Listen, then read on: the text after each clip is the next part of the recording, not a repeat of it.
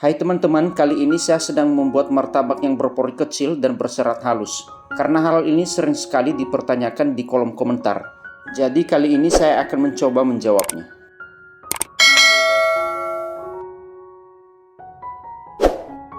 Baiklah, kita akan mulai. Masukkan susu bubuk 10 gram dalam wadah yang sudah disiapkan sebelumnya. Masukkan ragi sedikit saja sebesar kepala korek api. Tetapi kalau tidak suka ragi, boleh di-skip saja. Tergantung kebiasaan masing-masing. Di sini saya menyiapkan air 300 ml dan ditambahkan ke dalam wadah ini dan disisakan sedikit. Kemudian diaduk-aduk hingga tercampur dengan baik.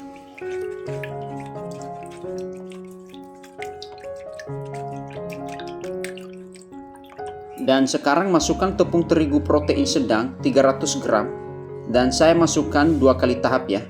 Yang sisanya untuk sementara kita sisihkan dulu. Dan diaduk hingga seluruh terigunya basah semua.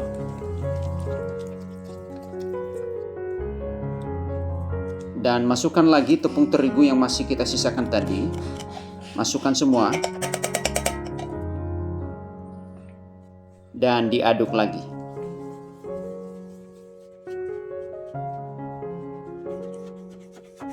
Dan kita bersihkan dulu adonan ini yang lengket di dinding wadah supaya nanti teraduk dengan merata.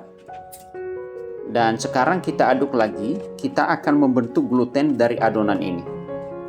Coba perhatikan cara mengaduknya.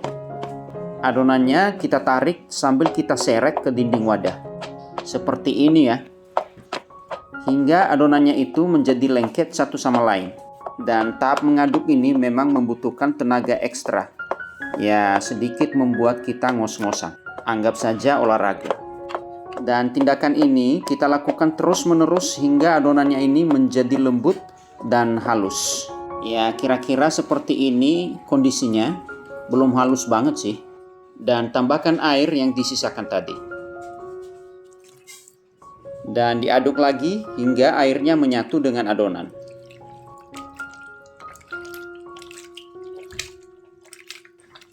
Putar terus hingga adonan ini menjadi lebih halus lagi.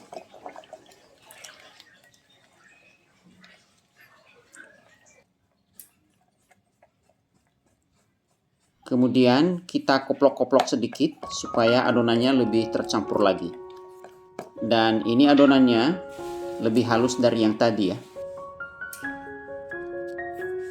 Nah, sekarang adonannya kita tutup dan kita istirahatkan selama 2 jam. Dan setelah masa istirahatnya sudah selesai, dan tambahkan gula pasir 70 gram. Kuning telur 1 butir. Siapkan wadah. Lalu masukkan baking powder 1/4 sendok teh. Dan dilarutkan dengan air kira-kira 1-2 sendok makan saja. Diaduk-aduk. Kemudian kita tuang ke dalam adonan.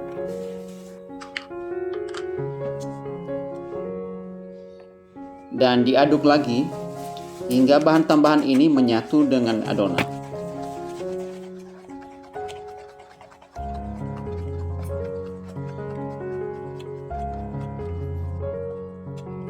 Nah, ini adonannya jauh lebih halus dari pengadukan pertama tadi, seperti susu kental manis. Nah, sekarang kita ke dapur, nyalakan kompor dan panaskan loyangnya. Setelah loyangnya sudah panas, lalu apinya diperkecil sekecil-kecilnya. Teteskan air sedikit di pinggir loyang. Nah, ini airnya mendidih ya. Membuktikan kalau loyangnya sudah panas. Kucek-kucek adonan. Tuang adonannya hingga melebar ke dasar loyang. Dan bentuk pinggiran martabaknya. Lalu besarkan kembali apinya. Ini teknik pengapian perlu diperhatikan ya. Tunggu beberapa saat sampai adonannya mengembang dengan tanda memunculkan gelembung-gelembung ke seluruh permukaan martabaknya. Adonan martabak kali ini termasuk dalam kategori gaya kental ya. Adonannya lebih padat.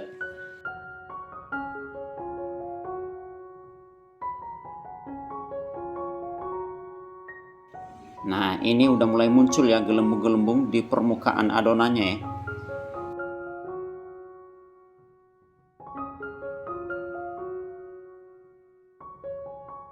Setelah gelembungnya sudah mulai bermunculan, kira-kira 80% dari seluruh permukaan martabaknya, lalu taburkan gula di atasnya dengan merata.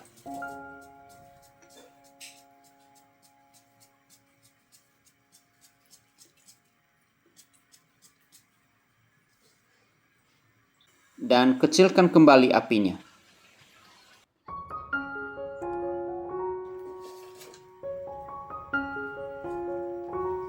Kemudian tutup martabaknya dan jangan lupa beri celah udara sedikit.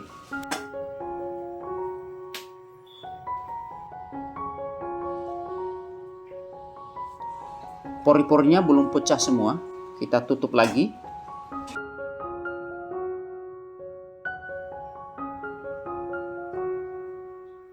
Sedikit lagi.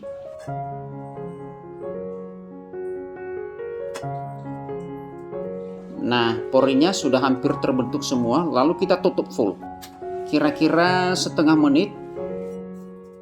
Lalu kita buka, dan martabaknya sudah matang, segera angkat dari loyang.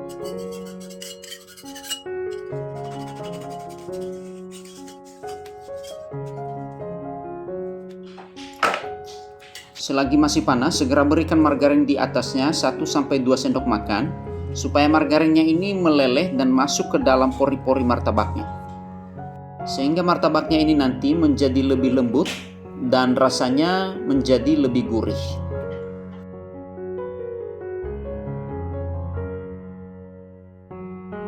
Dan margarinnya ini dipoles dengan merata ya.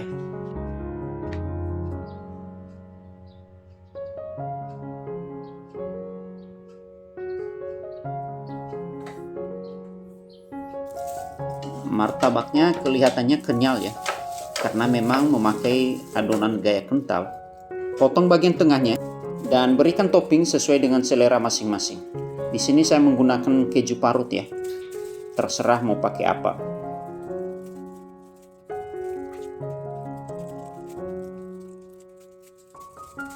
Berikan susu kental manis, dan bagi teman-teman yang tidak begitu suka rasa manis yang berlebihan, susu kental manis ini bisa di skip saja. Oke, sekarang kita lipat martabaknya. Rapikan toppingnya supaya tidak pada berjatuhan, dan poles bagian luar martabaknya dengan margarin lagi. Ini penampakan bagian dalam martabaknya. Kalau kita perhatikan, seratnya halus dan lebih rapat satu sama lain, sehingga pori-porinya pun lebih kecil-kecil. Demikianlah tutorial martabak ini saya buat. Mudah kan? Saya percaya teman-teman juga bisa, asalkan mengikuti langkah-langkahnya mulai dari awal hingga terakhir. Baiklah, saya mengucapkan terima kasih kepada teman-teman yang sudah menonton sampai selesai. Dan jangan lupa like, comment, share, dan subscribe. Jika ada pertanyaan, boleh ditulis di kolom komentar.